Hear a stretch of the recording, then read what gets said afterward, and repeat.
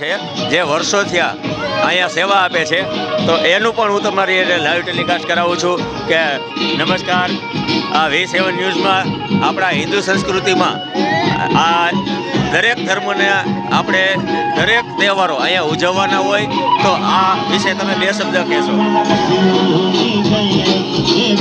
અમે 10 વર્ષની જેમ પરંપરા સાંસ્કૃતિક અમારે દર વર્ષની જેમ અમે હોળી, નવરાત્રિ, ગણેશ ઉત્સવ અને જન્માષ્ટમી બધી તહેવારો ઉજવીએ છીએ.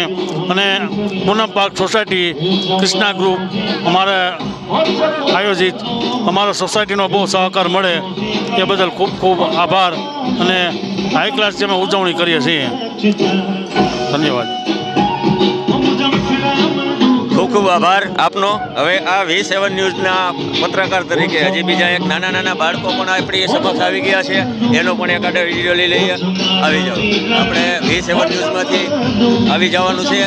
અને આ સોસાયટીની અંદર આજે દરેક હોળી આ જ જગ્યાએ આ એક ગ્રાઉન્ડ એવું છે કે એની અંદર હોળી માતા છે.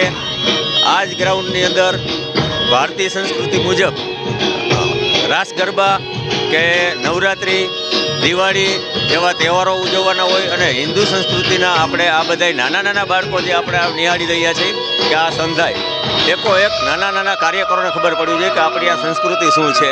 અને આ નાના કાર્યકરો તૈયાર થશે તો આવનારી પેઢીને આ બધી ખબર પડશે કે આ બધી નાની પેઢીને શું કરવાનું છે. તો ભવિષ્યમાં આજની આપણી સમક્ષ આ બધા નાના ટીમ તૈયાર કરવાની છે. તો એક આપણે લોક સંસ્કૃતિ અને આપણી જે પરંપરા છે એ આપણે દરરોજ આપણે કરવાની રહે છે. તો આજની તારીખમાં તમે જુઓ છો આ નાની બાળકીઓ કેવી હર્ષોલ્લાસથી રમે છે એ પણ આપ નજીકથી આવીને જોઈ શકો છો.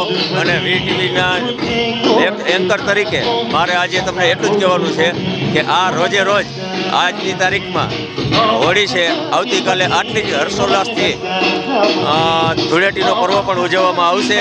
તો નમસ્કાર.